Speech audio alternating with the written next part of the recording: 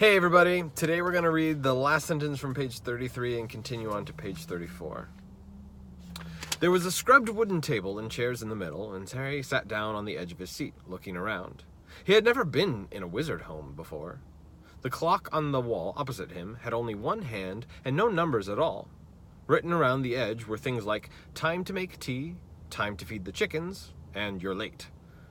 Books were stacked 3 deep on the mantelpiece.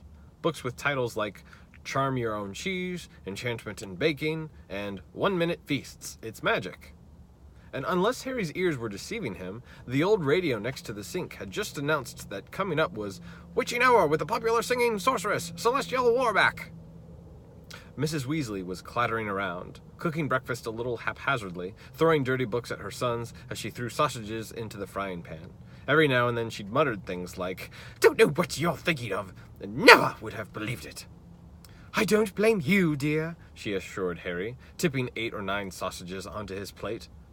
"Arthur and I have been worried about you too. Just last night we were saying we'd come and get you ourselves if you hadn't written back to Ron by Friday. But really," she was now adding 3 fried eggs to his plate, "flying in a legal car halfway across the country? Anyone could have seen you."